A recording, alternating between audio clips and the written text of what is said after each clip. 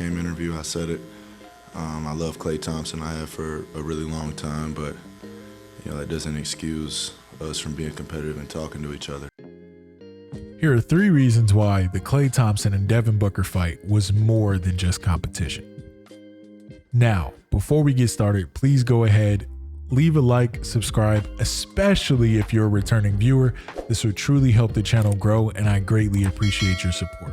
So, going into topic number 1, Klay Thompson was ejected for the first time in his NBA career, and after his injury, his production has taken a major plummet. Klay was once regarded as the best two-way player in the NBA, and now these young guys who he used to take to school are now putting him in the same shoes he once had them in. He currently has the highest defensive rating in his NBA career. If you don't know how defensive ratings work, essentially the higher your defensive rating is, the worse you are on defense. The lower your defensive rating is, the better you are on defense. For example, if we take a look at 2019 to 2020, the year that Giannis won Defensive Player of the Year, he had a defensive rating of 97.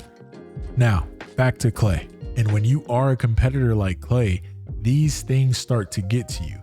This is a 17% jump from the prime of his career.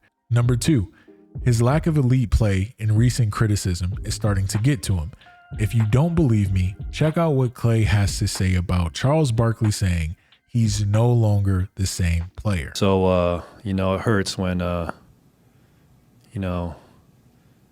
someone like Charles Barkley with the platform he has says you're not the same player prior to the injuries you have. It's like, no duh, man. Consecutive years, I tore my ACL, my Achilles in consecutive years and still help a team win a championship. I mean. Yeah, Klay took Charles Barkley's comments personal. But Charles is not wrong. This season, Klay is averaging 13 points per game on the lowest shooting percentages of his career, 29% from 3 and only 35% from the field. While yes, we can argue that he is coming back from an injury, but just a few months ago, he performed way better in the playoffs where he averaged 19 points a game on 42% shooting from the field and 38% from 3. And we know already that the playoff atmosphere is a lot tougher defensive-wise. The game is faster. Your windows of timing are way smaller than they are in the regular season. So in a more competitive atmosphere, he performed better in the playoffs than he's currently performing now. So I think taking into account the things we talked about play a factor into the mounting frustration that Klay Thompson is currently experiencing on the court this season, paired with him seeing his actual replacement in Jordan Poole becoming a superstar in his own right. When an NBA player is facing Father Time, it can be a frustrating experience. Everyone can't be a demigod like LeBron and have their primes last 18 plus years.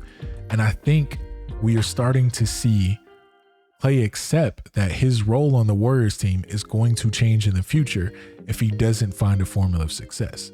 Now, his struggles go way deeper than just him. The Warriors have yet to find a perfect balance for their offense with Klay back on the floor, with Wiggins and Poole becoming more reliable options on the court in their recent months. Not everyone can take 10 to 15 shots a game between all of these guys. So I believe once Steve Kerr finds a balance within their offense and Klay gets his groove back and a role that he can consistently do, he'll be all right. Overall, I think we saw Klay more frustrated with how his season was going along with the Warriors season rather than him and Devin Booker actually having an issue with one another.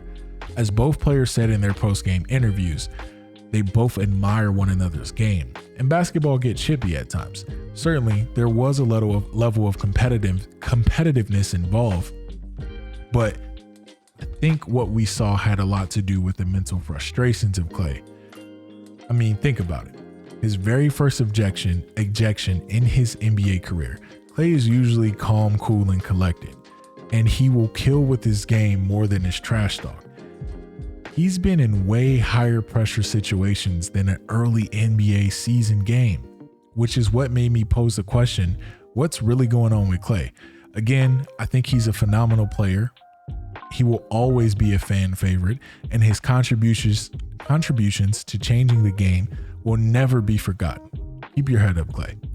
And as always, this has been another episode of No Time to Explain.